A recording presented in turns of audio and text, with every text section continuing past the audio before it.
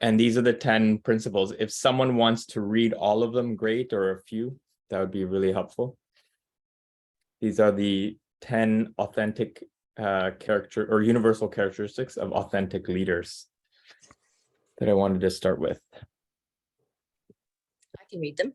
Please, Tiffany. I love them. Yeah, they're wonderful. I still haven't printed them for my wall, but I need to do that too. So authentic leadership. So they love people and are sensitive to their emotions and needs. They help people feel happy and secure. They create lasting value at all times. They are philosophers. They seek to convey ultimate abiding truth. They lead from the inside out, knowing that character is power. They are principle-centered.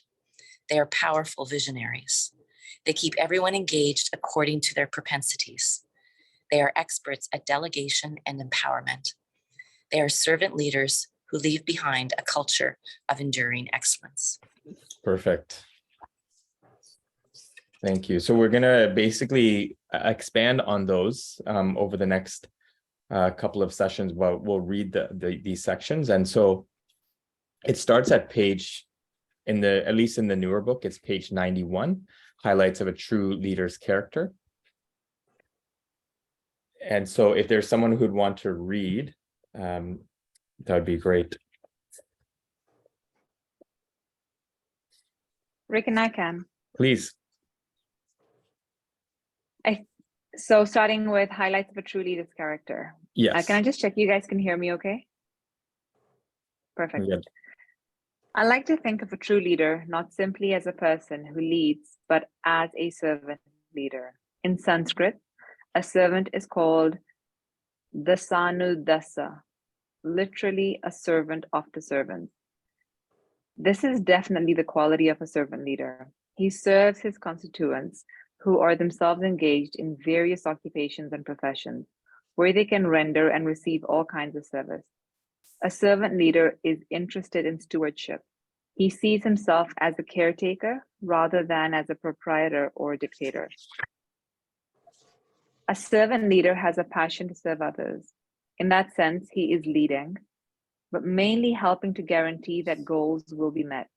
Instead of waiting for someone else to do the needful, a servant leader will step to the front and do it himself, especially when the people's welfare is at stake. A true servant leader does not become addicted to privilege. Rather, the more assets and privileges he obtains, the more humble and responsible a servant leader becomes. We consistently see that a servant leader has a healthy possession of power, which he uses to increase his or her responsibility and to facilitate the achievement of his goals. When a servant leader is served, he himself becomes a better servant. The more influence and facility a servant leader has, the more he uses them to give back to the people. A servant leader is always a good listener, is empathetic, and looks constantly for ways to bring healing and nurturing to all situations that appear broken or in conflict. A servant leader is aware of what is going on around him. He's also persuasive, sharing his ideas with others and building strong communities. Great. Am I pausing there or are we going ahead? If anyone has anything to share, we can. Otherwise, we can start into the first characteristic.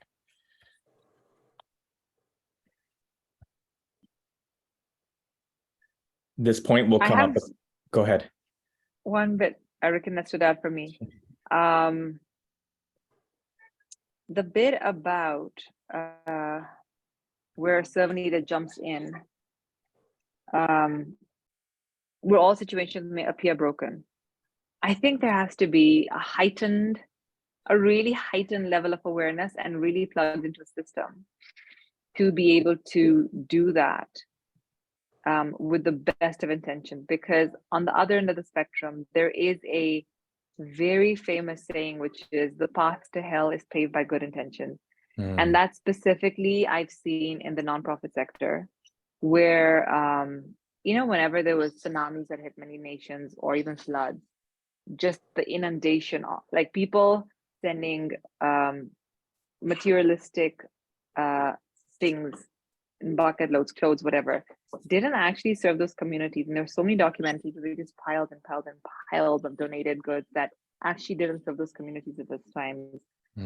Coming closer to home, I've seen where people come up with initiative and projects, right? So philanthropists or people of influence, where they see a cause that needs something to be solved for. There's the initial, I think, human reaction is, let me solve for it by creating something, and then new entities get put into new charities. And I think working in the impact investing / development sector for just about 8 years, what I discovered is what's actually more like, there's so many of those initiatives that have got started. Villages have been benefited minusculely in the grander scheme, right? But really stuff hasn't been solved from one generation to the next. And that's evident, for example, billions of dollars have been put in the education sector, and yet there's billions of people who remain uneducated in communities and societies. So there's ghost schools that exist because buildings are put, but then teachers weren't trained. They never made it to those villages. Or if the teacher showed up, didn't have the right qualifications, so kids kind of just, they were almost like threefold lesser educated from a qualification perspective to the counterparts in other parts of the world. Or the parents couldn't afford anymore to send their kids, so they pulled out to support with labor tasks at the age of 10 or 11. And what I've seen as more effective is collaborative approaches. But I think that awareness as a servant leader, like, where will I be most effective, not just jump in and solve a problem. I think like what stands out for me in this paragraph is that, which is like stepping back, and rather than the emotive, I need to do something and then do something right away, like really like scan the breadth of what the issue is and then find out the most optimal solution is something that comes to me as I read this bit.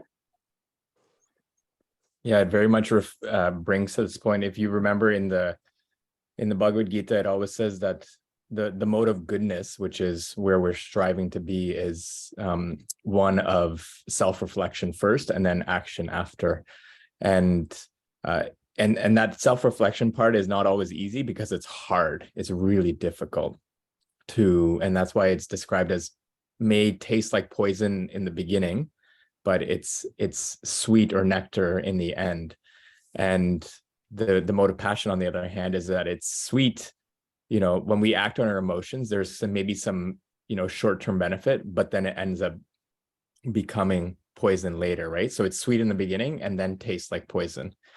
And so it's, I think what you're describing is very much this shift that all of us need to make as leaders, from going into that, act first, think later, into the think first, reflect deeply, which is, takes a while because it usually involves a lot of self-exploration within ourselves about, like you were saying, where's our impact best met. So yeah, no, I was really appreciating that point you were saying. Does anyone have anything to build on that?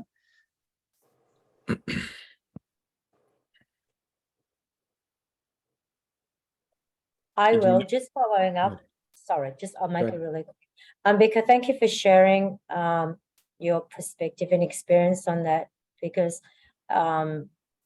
it's part of the work that I've been doing over a decade as well. And what stands out for me in your sharing and on reflection is, in my journey, in that parts of my life, doing the philanthropy work, working with children and the education in Kenya and India, is this: when a servant leader is served, he himself becomes a better servant. And my personal experience on reflection, in having been of service to humanity, I felt I was actually being served, but I became a better servant through that experience. And because you spoke about awareness as well. So when we have that awareness, and Rikin, you spoke about, taking the time, and the real work is when you work on yourself. That's when you can see that you become a better servant. You are of service to humanity. So thanks for sharing that, Ambika, because that part really jumped out on me on that page as well when you shared that. one point that I was going to share that really stood out that is going to come up a couple times is this point here where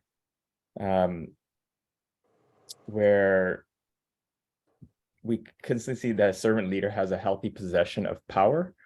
And what was interesting is that everybody, typically would like power and influence and resources. But again, the reason is to increase the level of responsibility, BT Swami follows with that. And I think sometimes, a lot of people are chasing it, but I think a lot of people, when this comes, it also, they're unsure of how to handle it. So this, I think is really important just to always, be reflecting on, because inevitably, as we continue our endeavors, these things, there will be some success, but then it's what we do with the success and how we use it. And this is where I really much feel like this whole book is just aiming at transforming our mindset for how we really approach success, being a leader, again, not being addicted to privilege, that in fact sometimes can be quite hard and not easy, but it's just really, it has to be such a deep shift in our consciousness, because we see leaders all the time with power, resources, influence, and they get misused. Stacy? Yes, I think, and Bika, what you have described, I've experienced as well. I think it's all about shiny objects, and what seems in the short term, like dropping things off in mass, right, after disasters that seem like you're making a difference. But really it's about like the looking at the first characteristic. For example, a servant leader is a deep lover of people. You have to really take the time to understand what the people actually need and have a relationship with those people enough to know what is going to make a difference for them. Otherwise, it's just dropping things off that aren't going to connect with anything, right? I know when I was in Peace Corps in Nicaragua, it was a similar thing. Like an example was when they had a bunch of, they had a hurricane, they had flooding. And so all this nonprofits gave these like shower heads, like that had, they had electric in them. And so that you could heat up the water. But the problem was there was not anywhere near enough water pressure to ever even have a shower, so no one could use them. And, they just were like littering the town, right? But no one could ever use them because people didn't have showers. And so it's just, that someone out there thought that was something that would help, and it's all good, but you need to have some kind of an intermediary or something in there that really understands the culture in order for it to make any difference. And that requires that leadership that is mindful and meaningful and takes time rather than just checking boxes. Yeah, thank you for sharing that, Stacy. It's just that example is also very vivid as well to kind of display the point. Avantika, welcome. Good to see you. Hey. Sorry, I joined late, so I may have missed out, but I heard the remnants of Ambika's great points and everyone else's. I was reading the first point of the servant leadership. That's the one, right? The 10 characteristics. We're on the first point. Yeah, we actually hadn't got to that first point yet. We were just reading the highlights of each character, but please go ahead. So I think of late what's emerged, because is a deep understanding of a difference between a do-gooder and a servant leader, and how important consent of the person that you are attempting to serve is in the equation. Because I think that we've had whole societies built on the white man's burden, or whatever, the way the privileged person sees the other person as being kind of less than or whatever, and all these acts of charity that are kind of melted out, in some ways it doesn't empower the recipient.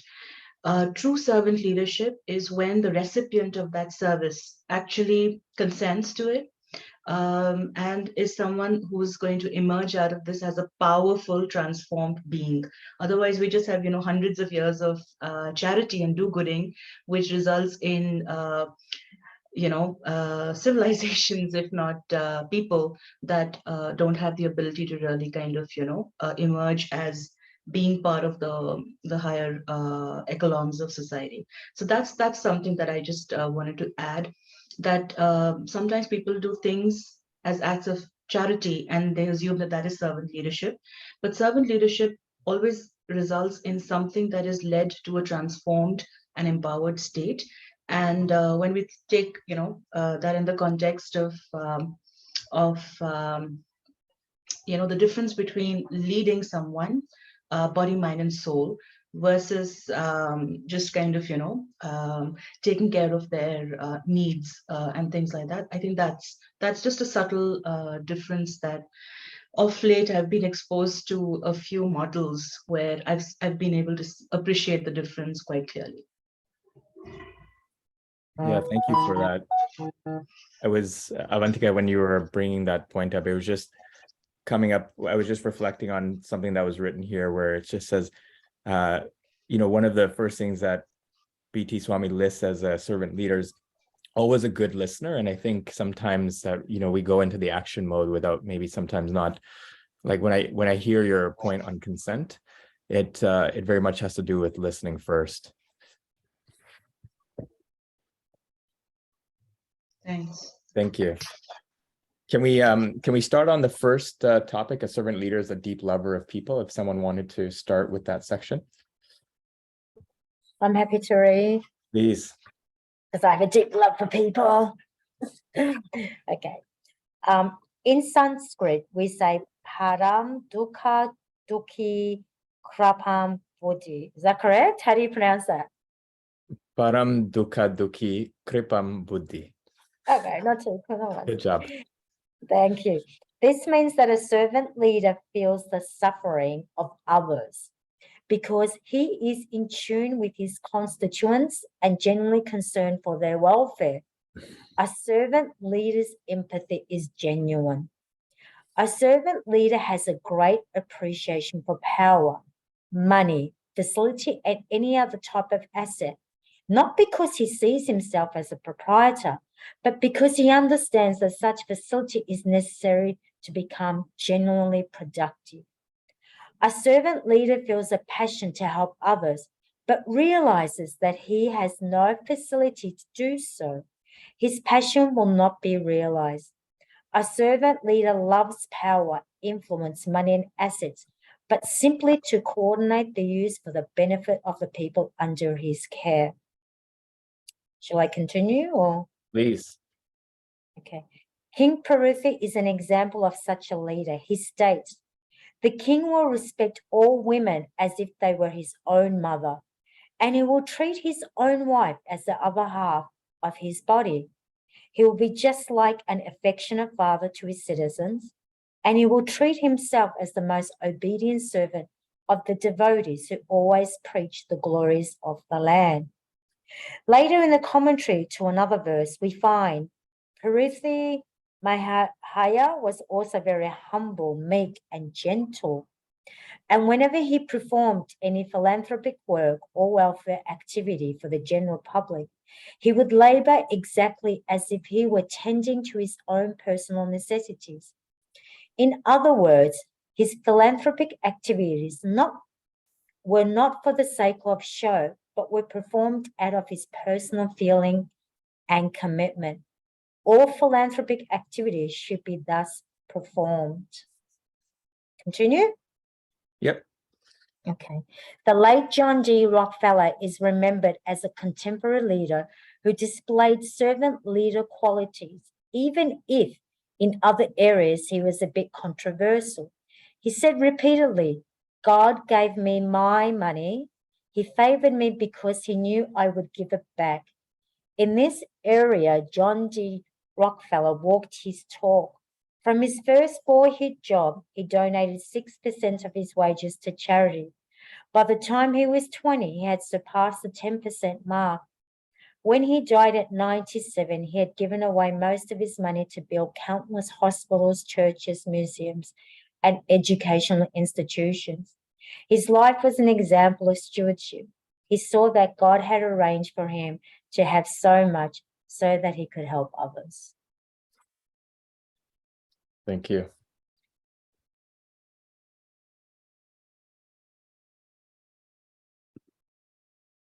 Does someone want to read the next section, part 2?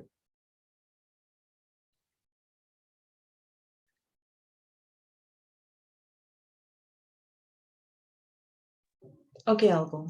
Please. A servant leader helps people feel happy and secure. Too many people in society are disturbed. They feel unprotected, insecure, and unhappy. A servant leader is sensitive to what people are feeling. When an empowered servant leader is in charge, there can never be rampant misery.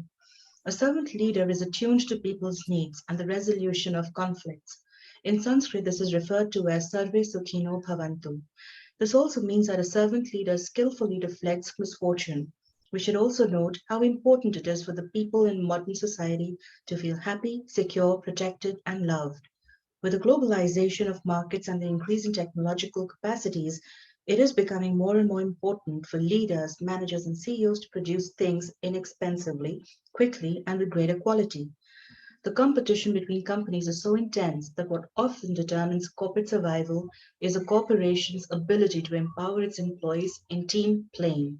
Empowering employees and creating healthy teams is based almost entirely on people feeling good about themselves, about others, about the institutions or corporations for which they work, about the leaders of those institutions, and especially about the mission or vision associated with both their leaders and the institutions for which they work. A few years ago, I spoke at the annual convention of the National American Medical Association Family Practice Division. In my speech, I particularly emphasized the power of love, of happiness, and of a sense of security. I explained how all those things have a positive effect on the hypothalamus. The hypothalamus is a gland that regulates such things as sleep patterns, body temperature, and the release of hormones from the pituitary gland. In many ways, the hypothalamus affects the health of the entire body. When someone is feeling good about themselves, the hypothalamus regulates the body in a healthy way. When they're not feeling good about themselves or their environment and are feeling anxious, then the hypothalamus responds by stimulating the body in negative ways. Mental anxiety is often channeled by neurotransmitters and delivered to various parts of the body. It can be said that the mind is actually attacking the body. Every physical illness has a mental counterpart. Louise L. Hay's teachings, as well as her book Heal Your Body, clearly explain the mental causes of physical illnesses and the transformational tools to overcome them. Let us offer an additional way of looking at hormonal influence. Love and positive emotions release endorphins in the blood. Endorphins are the body's natural painkillers and they strengthen the immune system. Conversely, negative emotions, worry, anger, depression, etc., dump high levels of adrenaline into the blood. Adrenaline constricts blood vessels and raises blood pressure. So the more we have gratitude, feel love, etc., the more endorphins and less adrenaline we deposit in our bodies. As we count our blessings, we literally bathe ourselves in good hormones. Study in psychoneural immunology and psychosomatic disease also help us to understand the powers that affect the body. Peter R. Shem, PhD, wrote a wonderful book entitled Love, Impact on Physical and Mental Health. He explains that people who live in relationships in which they do not feel loved, protected, happy, or secure are 10 times more susceptible to chronic disease and 5 times more susceptible to mental illness. Dr. Dean Ornish, MD, makes a similar point in his book, Love and Survival. He points out the scientific basis for the healing power of love and emotional intimacy. In his studies, he found that one who does not feel loved is 3 to 5 times more susceptible to disease or premature death. His studies prove that love heals. In a conference on health held in Philadelphia in March 2001, I had the opportunity to present a paper on spirituality and health. I discussed numerous studies proving that religious faith and practices help in facing, accepting, and curing all types of disease. One study showed that women who gave birth with the support of a loved one need less anesthesia and have less incidence of cesarean deliveries. The bottom line is that people can avoid illness, heal better from illnesses that they already have, and become more productive in all areas of their lives if they feel loved, secure, and happy about themselves and their environment. Many years ago, I worked in stress and time management among diplomats at the United Nations in Geneva. I was amazed to see how many diplomats were suffering from illness, having accidents, or being forced into early retirement due to excessive stress. I found that it often stemmed from their not feeling happy about themselves or their environment. In some cases, they were disturbed with their family lives or with their world problems in general. In the 1990s, I had a conversation with the then president of Nigeria, General Obasanjo. He shared with me a story about his past when he was living in an opulent suburb of England. He said he had become discouraged living there because the neighbors were impersonal and distant. He told me that his next door neighbor's husband died, and it took him weeks to find out that there had been a death in the family. He commented that Western society emphasizes individualism, rapid growth, and material development rather than community, and that this has caused people to lose touch with themselves, to develop low self-esteem, and to also lose touch with others. Community is based on sharing and concern for one another. If we do not reach out, even when we are in distress, we must indeed be very much alone. A good leader will not allow such social and personal disintegration, but will implement policies that engender a sense of community, security, and protection. Great, thank you, Avantika. Any thoughts or reflections from the first two sections?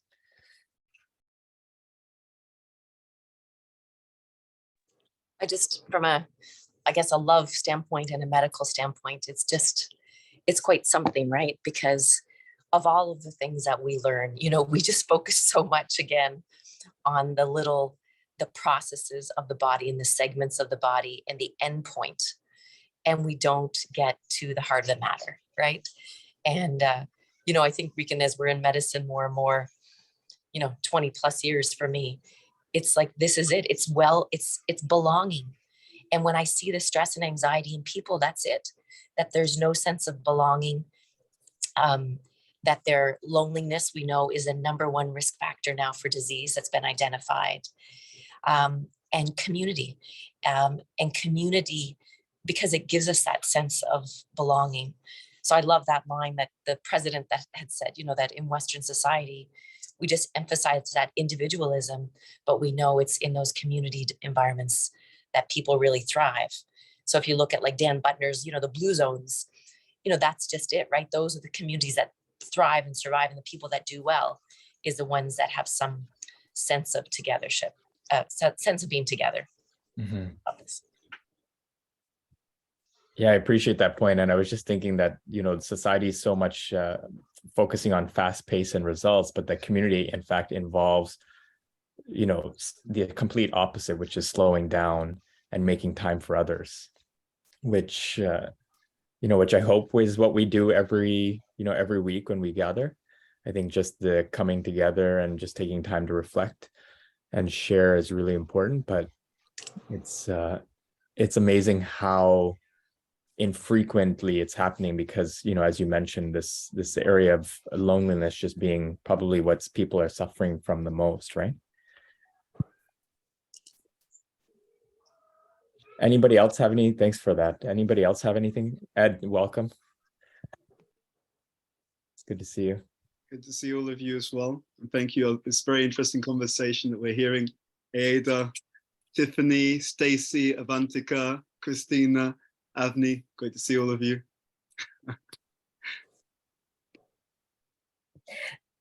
Rick, and I'll just add to that, Tiffany, this whole individualism society in the Western world that we live in, and having experienced the pandemic and COVID, and Victoria was the most locked down, and I can't even begin to even describe. There is such an after, a post impact on society here, and it became even more like clearer in just relating to what we just read and spoke. I've recently had 2 trips to Vietnam recently, very close to each other. And in the city, and then also sort of like close to more quieter part of Vietnam, more tropical. And it was incredible, Tiffany, to see that like 5 o'clock in the morning, there's a lake in the city. It's like 5K radius.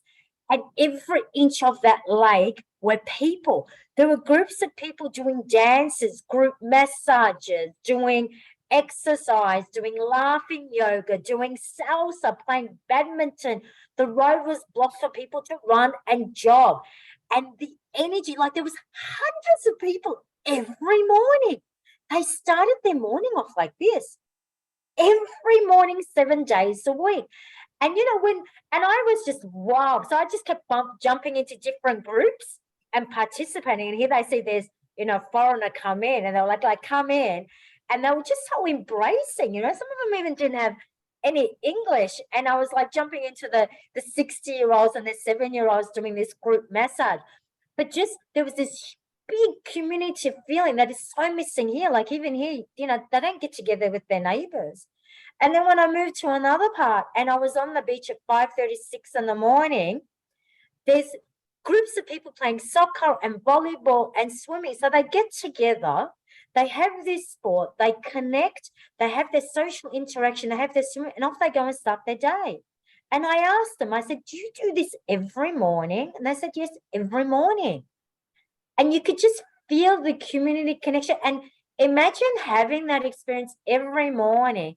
It would make you feel, no wonder why they always look young, right? Because they've got these wonderful endorphins in their body.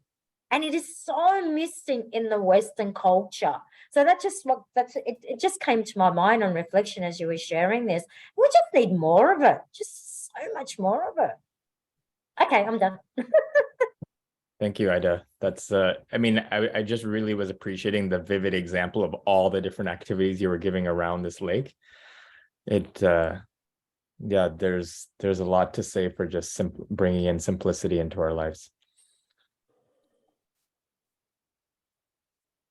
Anyone else on these first two sections of loving people and?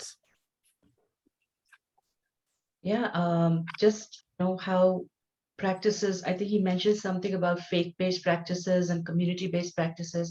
So in my research as a mental health professional and counselor and all sorts of stuff that I do in the generational well-being area, 3 interesting pieces of information came up in my research. The first one is that the incidence of suicide is exceedingly high in people under 45, leading cause of death. People under 35 actually is even much more. And surprisingly, if you would think of all the generational trauma, you might believe that the one community that kind of, has a higher rate would be the African American society. But actually, it has the lowest rates of suicide. Very interesting. And I think it was attributed in many studies by the strong sense of community, even when all of the racial generational trauma, was being incurred over centuries, they created their own practices of harmony and community and faith and practicing their rituals.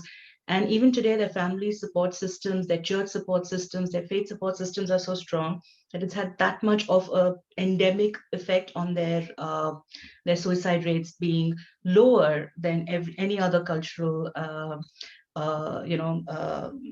sample studied. So that was an interesting piece of research that I found. Another thing on faith, I remember with Robin Sharma, him telling us that there is so much evidence of spirituality and faith based practices having a positive incidence, effect on one's health and well-being, that even people that are secular practice what is known as scientific. I mean, they have been prescribed by their doctors in certain, New Age societies to practice what is known as secular religion or secular faith, where even if you're an atheist and don't believe in God for the sake of God, believe and follow some of the practices for the sake of your health. And there are actually people who are doing that. So it's a thing. So yeah, we can't underestimate, the impact of faith and of community very, very largely on our health and well-being. Hmm. It's interesting that you bring up this point, Avantika, of people following faith-based practices without the idea of believing in God. I always feel Yeah, that apparently we don't know what the benefits to the soul will be, but the body doesn't know the difference if you're practicing it for great belief in God or just for your health. But things like scientific prayer, things like, you know, it has been known to have a remarkable anxiety reducing, well-being improving effect on one's body. And as WHO has said, that 80% of all disease is caused ultimately by stress and lifestyle. Mhm. You know, to that point about using practices without kind of having that element of God there, I explained to students that there's been a misappropriation of yoga where, you know, physical exercise and stress reduction is what people are striving for, but it falls way below like kind of the original intention and the goal. And I always tell the students, it's like settling for like 65% on your exam when you can easily get 90 or 95. And that to me is the missing, we're just settling settling ourselves so much shorter when we don't bring in that element of divinity into the picture, regardless of what tradition it is. And I think a lot of people have just been so disturbed or put off by institution that it's still, you know, that it also blocks their faith in that way. But I just want to make that point that I feel there's tremendous amount of what we miss out without that element of faith in terms of the capacity and the potential for our well-being as well as impacting others. Ed, anything to share or reflections to share on? We were reading the first two sections of qualities of the servant leader. Yeah, I mean, I really love the conversation that you guys were sharing. And I really love the points. I've been looking at this a lot in terms of the impact of practices on our health, well-being, and spirituality. And, you know, to be really honest, I think it's such a crucial part of the equation.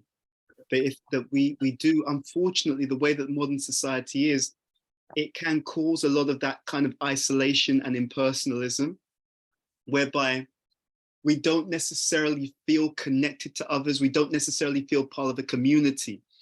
And so the difficulty is community is not just skin deep. It's not just a number of people physically in the same location. It's actually how much trust and love. So Rick and I, we've been in discussion just about one group that we know. And there's been some, let's say, there's been some lack of leadership. Let's say that. And I was reflecting a lot on why did that happen? And it came back to this point that if we're leaders, in the broadest sense, a leader is meant to protect the people that they're leading.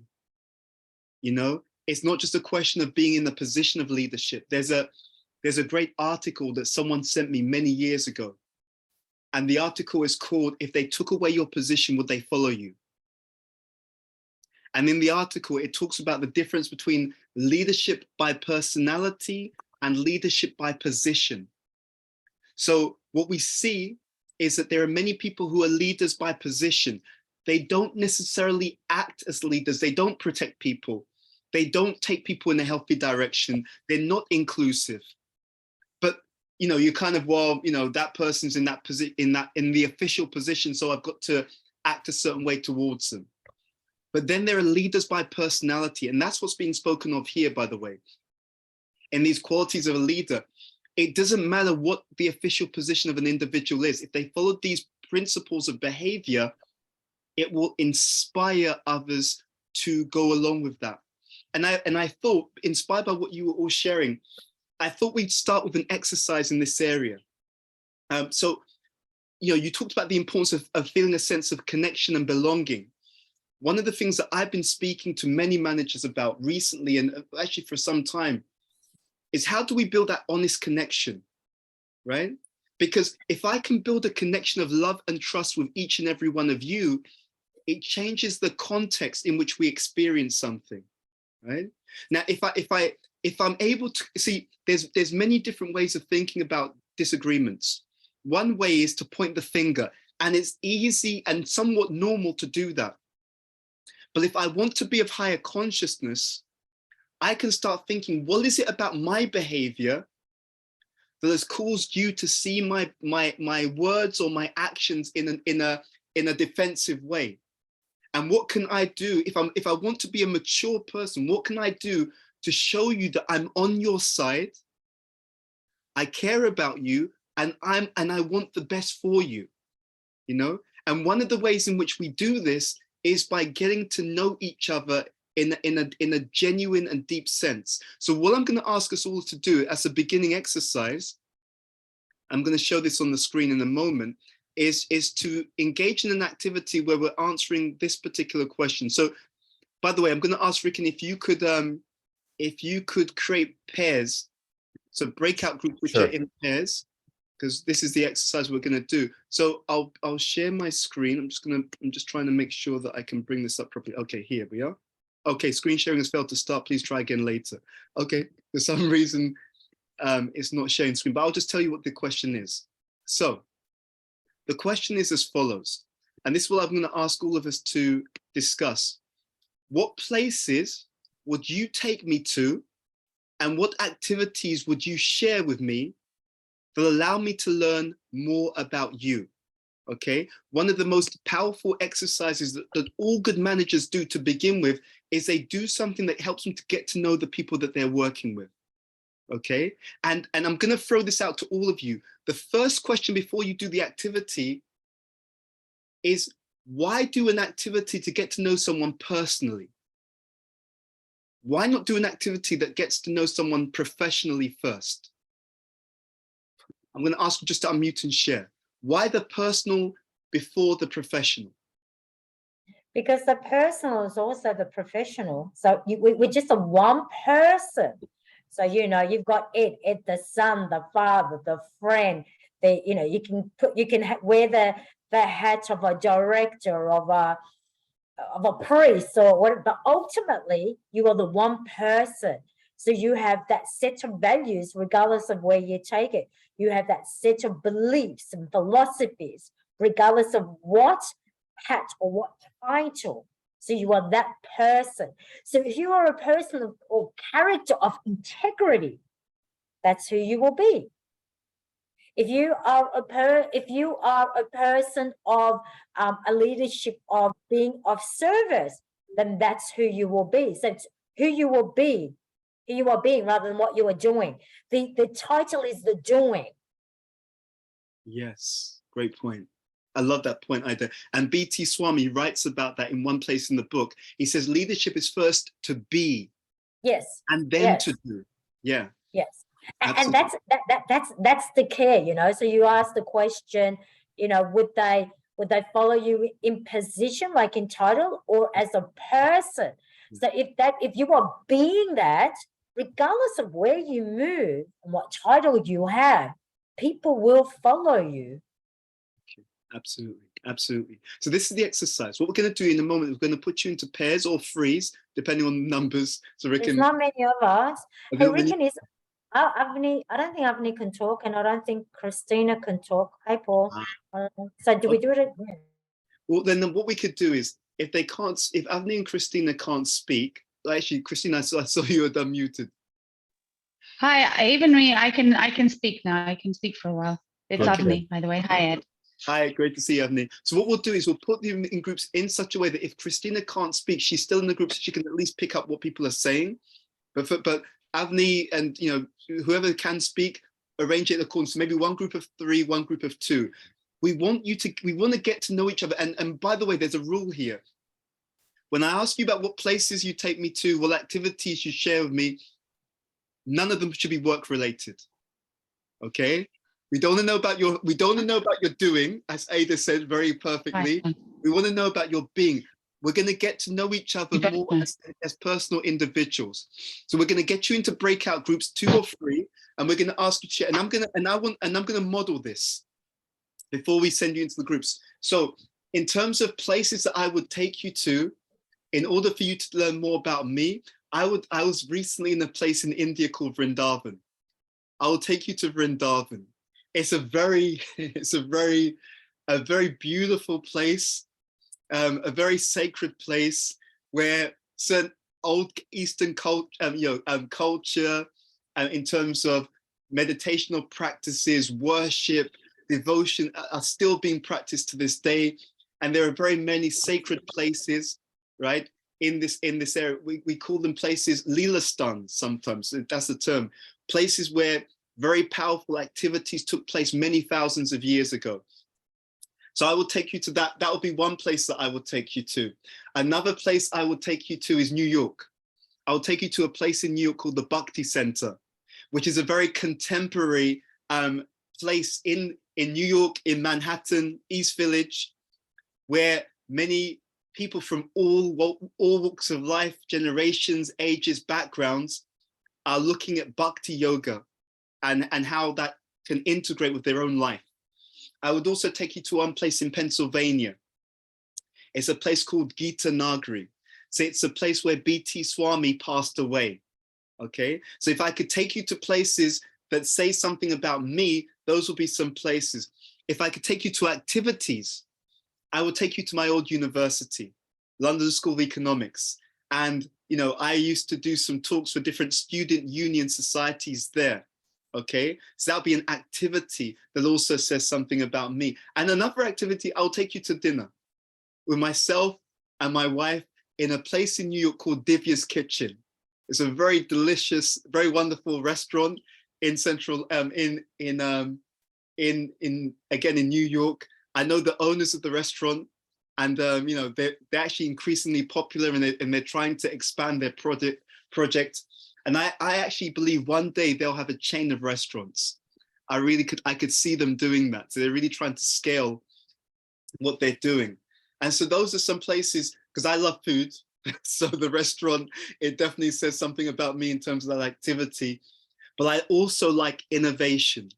I like doing things which can have an impact and which can really help the world to really integrate both consciousness or spirituality, but also the practical benefits of it, the physical benefits, the mental benefits, the emotional benefits.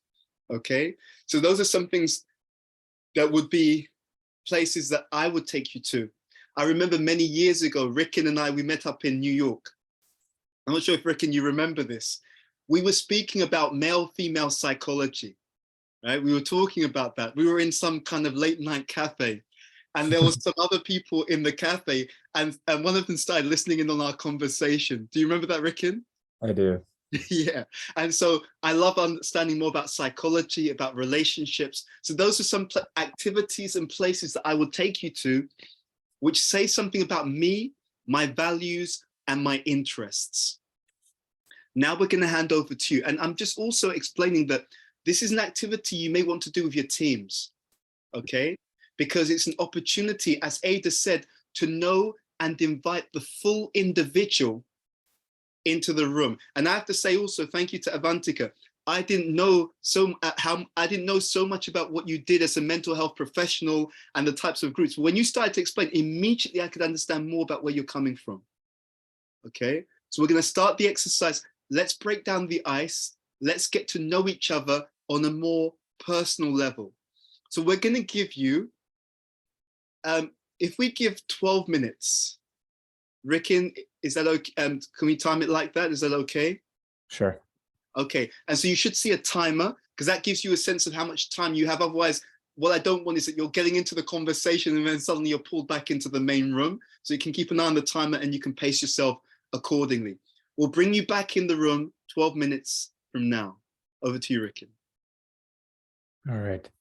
And I'll have, we'll put each other, we'll be in a, there basically I have like two groups, but we'll, Okay. we'll be each be in a group. Okay, excellent. Okay. Okay, I'm going to join.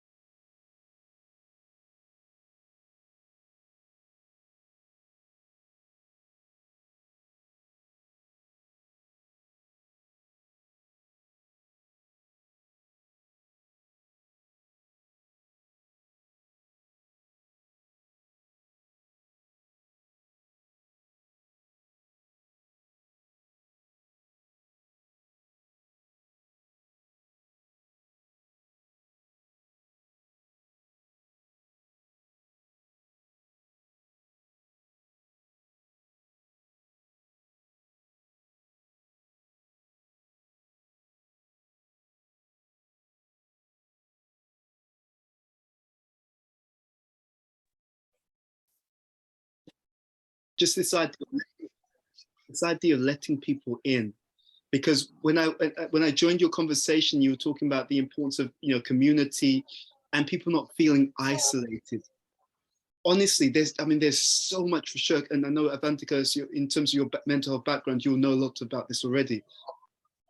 There's such a need for real relationships in the world. I mean, we can't even begin to imagine how significant this is. The research that keeps coming up is that we are bio, psycho, social, spiritual beings. And what do I mean by that? It means that our biology, our mentality is also related to how we experience society. So the same individual going through a stressful situation, but with lots of support, feeling that they're part of the community, that community care about them, that community are ready to support them and encourage them, it completely changes the way we experience anything. There's a wonderful saying that someone came up with many years ago. They said that some people are so poor that all they have is money. And I thought that's a very, very powerful statement. What I think, and I see this potential with this group, when organizations, groups, and communities have real relationships, and I'll be honest, I personally find it to be rare.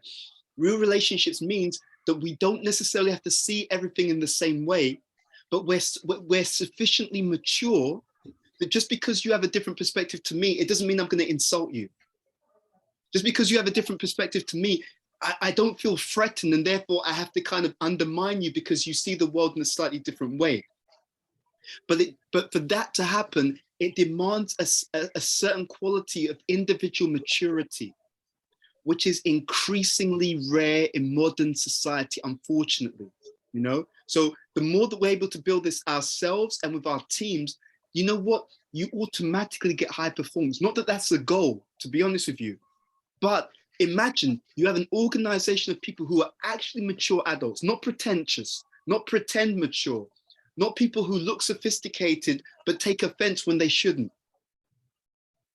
but genuinely mature adults who are genuinely ready to share and hear and consider, you know. And we spoke about this last week, we touched upon this. The modern political construct is not designed to actually solve problems. It's designed to defeat someone. I want to make you look stupid by criticizing you or correcting you or overriding you. But actually, if we're more mature, we just want what's true. And rather than it being me versus you, as one of my social media influencer friends say, it's us against the challenge. Yeah, that's what we're looking for. Rikin, you had a comment.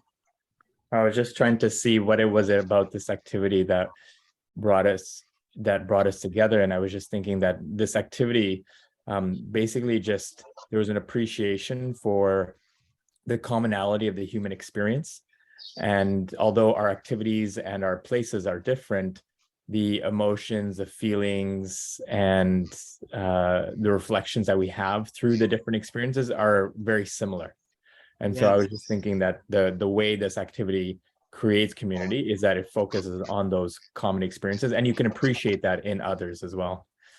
There's a very interesting construct in the Bhagavad Gita, where there are many verses where Krishna, in speaking to Arjuna, he talks about equanimity, one who is equal in honor and dishonor, fame and infamy.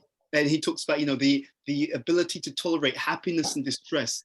What he emphasizes is that there's a duality in the material world. But what's also very interesting is the duality is also a doorway. So through talking about what makes us unique, we automatically come through to, as Rikin said, the things that we all have in common, right? When you heard from your peers, did any of you find that what your partner or what someone else in the room was saying was something that you also could relate to? Did anyone find that? Yeah, I think we all do that. So through the doorway, if there's a very wonderful term for this, unity with diversity. Through the doorway of diversity, we should also access unity if it's healthy. And through the doorway of unity, we should also be able to access diversity, again, if it's healthy. We want to take it a step on. First of all, how much time do people have? 10 minutes? Do people have 10 minutes or do they need to go soon? I'm good. Okay, Avantika's good. Ida, Yeah, I'm good. okay. Avni? Are you I'm there? okay. I'm okay. Thank you, Ed. Okay, fantastic. Christina and I'm Paul? also okay. Okay, Paul. Okay, we're going to take this on a step further. What I've done is in the Zoom, I've actually sent you all a list of values because we're going to take this a step further. So we began by opening the door. Is actually what we're actually doing, to be honest with you. We're opening the door to vulnerability. A real leader, if they're actually real, and if they've done sufficient work on themselves, they have the strength to be open and vulnerable, okay? But it's a journey. So we started by sharing something. This is something about myself through my activities, through my places that I take you to. We're gonna take it a step on. I'm gonna ask you to click on the list of printable list of values, which is in the chat. I'm going to ask you, you can either print this out yourself or just look at it. But I'm going to ask you, look through the list of values. And then I'm going to ask you to find 5 values from that list. And you can even add to it. If nothing's on if there's values which are not on the list, which you think this is really important to me, you're not limited to the list. The list is just to give you a sense of what we're talking about. We want to get to know each other better. So the second way to do this, from that list or even beyond that list, what are the top 5 values for you? What's important to you? Okay, specific to you as an individual, based upon your upbringing, your history, your character, your aspirations. Click on that document. It's in the chat, in the Zoom, and then just choose. And again, you're not limited to this, but if there's some which are on there which you think, yeah, these are really important to me, but you can also add to them. But we'd like to know, what are your top 5 values? The top 5 values that you know are important to you. We'll give you a few minutes to read through the list because there's quite a lot on the list. But we're going to ask. Is it already there? Sorry? Is it already there? Hi, is the document already there, Ed? Yes, it's already there. It's in the chat in the Zoom. No, Can you see it, Avni? Okay, let's go through. Ada, can you see the list? Okay, Christina, can you see the list? Yes, I could open it. Okay, Avantika, can you see the list? Okay, fantastic. Rikin? Okay, maybe Avni, if you can't see it, do you want to, Rikin, maybe you could send that to Avni? Is that possible? Yeah, I can. Okay, just in case she can't access it this way. Avni, can you not see it in the chat, or do you need me to email it to you?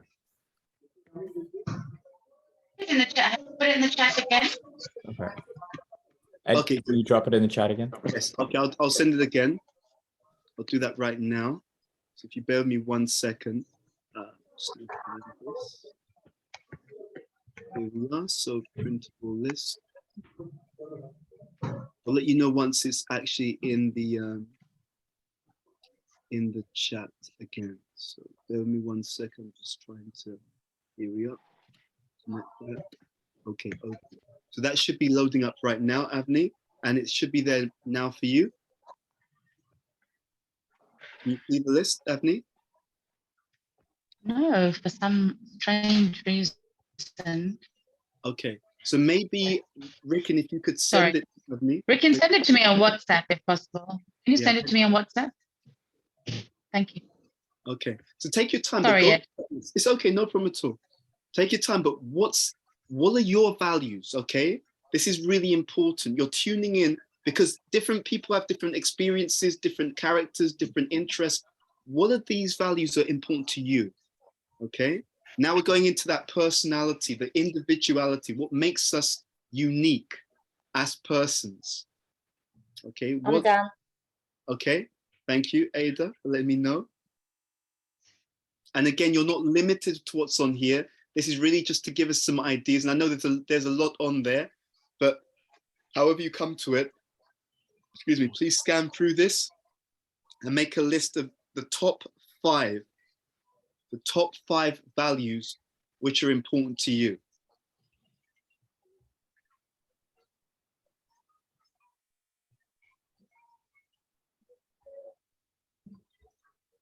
And sometimes the way that people do this activity is that they'll find even more than 5, and then they'll look, because they may find there's loads of things which are important. Then they write those down. Then they say, all right, of all the things which I've written down which are important, which are the most important of that? What's the subsection of the top 5 which are most important? However you do it, but the top 5 values. And the way, there's a lot of words there. I And it know. was like, yeah, this, but then what I saw was, if I'm being that, then that comes in. Automatically, yeah. So that was really interesting that I was able to see that. I'm like, okay, bang, there's my 1, 2, 3, 4, 5. But then the others are the subsections, Absolutely. or Absolutely. subcategories. Okay, I'm done too. Thank you, Avantika. So Ada and Avantika are done. Just checking in, Rikin, Avni, Christina. You just share with us where you are on that journey in terms of how soon or how far are you in terms of getting those values? I have 1 page to go through. Okay, no problem. Thank you, Christina. Avni.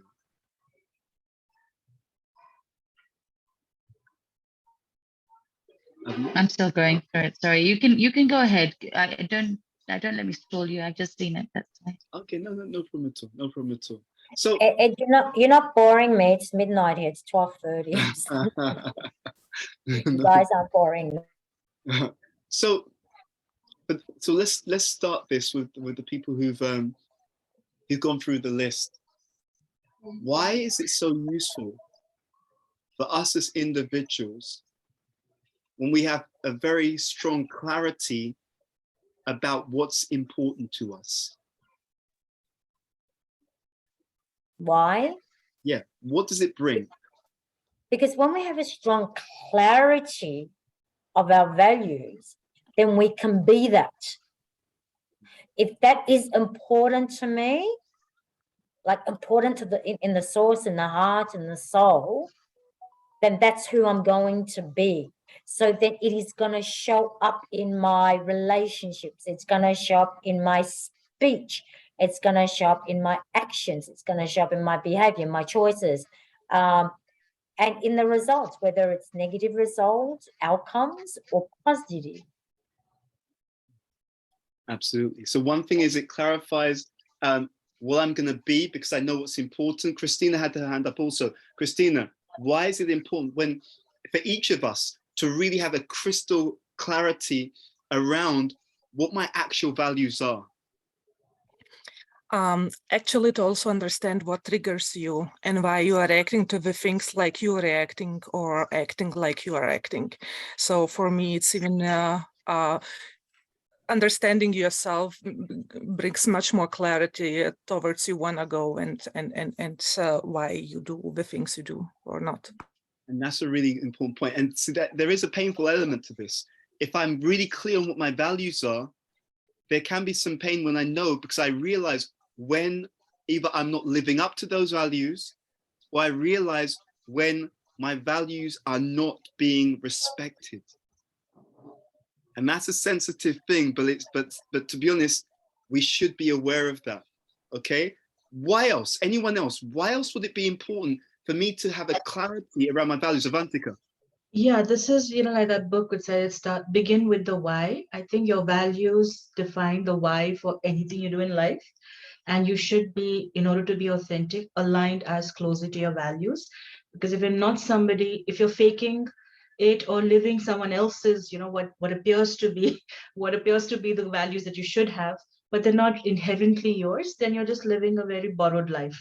So for me, it defines the whys. The second reason is it defines a compass or a North Star as to whether you're in alignment with your path or not in alignment. When you're feeling out of sorts with your path, either something in your life is not aligned with your values. This gives you a map and a North Star. Absolutely, and that's really the point. See, there's a debate that's been going on for many years. Does success lead to happiness, or does happiness lead to success? All right. In other words, is it that someone does something so-called externally big and therefore they're happy, or is it the case that when someone feels content, because they feel content, because they're fulfilled in what they're doing, it automatically tends to have impact towards other people. Now, in some circles, the research is leaning towards the fact that happiness comes first.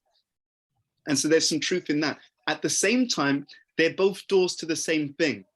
So Avantika mentioned the point very nicely, I think, that it's about alignment. We talked about this before. It's the relationship between the elements. This is why often self-help gets it wrong, because self-help will say you've got made money, you're happy, or you've married the dream of your life, the dream date of your life, you're happy. No, it's the relationship between those elements, and the relationship between our values and the way that we live, the way that we are, the way that we do things. That is a key element of fulfillment. So to your point, if you're not fulfilled, if we feel unfulfilled, it's often because we're betraying what we really know to be important. That's the honest truth. When we feel a lack of alignment, which is also a lack of integrity, right? When we look at this word, integrity, integrous, that there's integration between values, speech, thought, behavior, actions, relationships. Yeah? So there's a lot of society where there's a lack of alignment. Now, what they're also finding increasingly in the mental health and personal development space is that the more a person has integrity, the more that they're integrated, which is actually in some senses the aims of psychotherapy, to integrate the individual. The more integrated a person is, the stronger they actually are. Now, let me throw that out to you. Why would that be the case? That the more we're integrated, the more that my lifestyle matches my values, matches the way I speak and what I actually do, why would that make me a stronger person? Because There's you're... no- Okay, sorry, I shouldn't have just jumped in with it. No, no, go. Okay, because you're swimming downstream rather than upstream, there's no energy being leaked in or effort, so it's effortless because you're completely in consistency with the flow of what your natural self is. So thank you for that. And I love that point, because what they found is the brain uses 20 to 25% of the energy in the body. 20 to 25%. It is the most energy consuming organ in the entire body. Now, if I'm acting against what I really know to be correct, it takes a huge amount of energy to be inauthentic. A huge amount of energy. And it causes me at some deep level to feel a sense of self-betrayal, because I know one thing and I'm doing something else, right? I know one thing is important, I'm spending all my time on something else. And it's that sense of betrayal, which is actually a form of subtle undermining. Ada, you wanted to share something. I did, but I'll also follow up with what you said. When you're talking about, when you just finished talking, for me, what came up was, integrity, and that's one of mine. It's being integrated, and for me, it's like being centered. But then I know I don't need anyone to tell me when I'm out of integrity. Mm-hmm. It's either congruent, or when it's incongruent, there's this pull and push, and then I'm feeling it internally. And it does take a lot of energy to be in integrity, but it takes a lot more energy when you're out of integrity to bring it in and be centered, to be integrated. Does that make sense? Absolutely. Absolutely. Yeah. So Can I just ask you, because yes. you've been on this, you have years of experience, and I see you as the master in personal development and the work that you do. I'm a student. I'm just trying to learn. We're all students. For me, as I am doing more and more personal development, and so integrity is one of my highest values. With integrity, there's authenticity. But the more I am growing, and the more centered I am being with that, how do I describe it? It's like unconsciously or without speaking, then I'm moving forward, and those who don't move away. But then what is happening is that others are moving in who are aligned and therefore integrated with myself. Yes, yes, absolutely, absolutely, and that's actually wanted. Look, life is life is short. We can't waste time, and we need more people who are going to be role models. And see, people think about role models just in terms of characteristics. That is a part of it, but it's not the whole story. Role model means it's more. It's also a principle. Someone who's prepared to learn, prepared to grow, prepared to heal, prepared to give compassion and to receive compassion. Someone, see, because what people pick up is not just what you are, it's the direction you're moving in. So if you're moving, yeah, sorry, please, Ada. I'm just in this conversation now. So perfect, because earlier, you talked about, well, there's the person of authority and then there's the person without the authority. And why do people follow them? It actually takes something to be a person of integrity, because when you are being that consistently, and as a mentor of mine says, documentation beats conversation.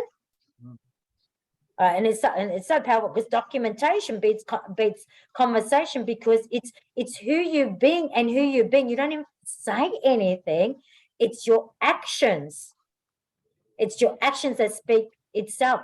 But it really does take something to be in that, stand in that, and then and when you have people who you talked about role model, and when you are being of service, you're being a servant leader, that also plays out.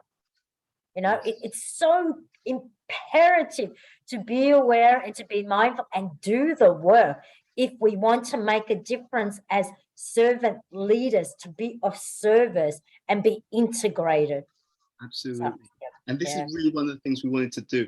But I'm conscious, I think we may have to stop the session here, but maybe we'll pick this up in our next session. In our next session, what we're going to look at is what do I need to do or change in my life to be more aligned with my value system and to be more in line with my integrity. That's where we're going with this. The other thing we're going to talk about next week, and that's what I'm going to give a reminder. We asked you to complete your mission statement.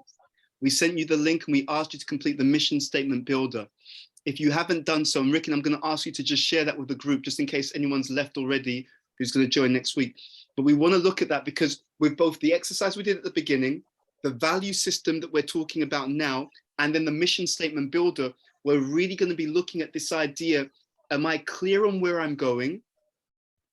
Do I have a clear compass?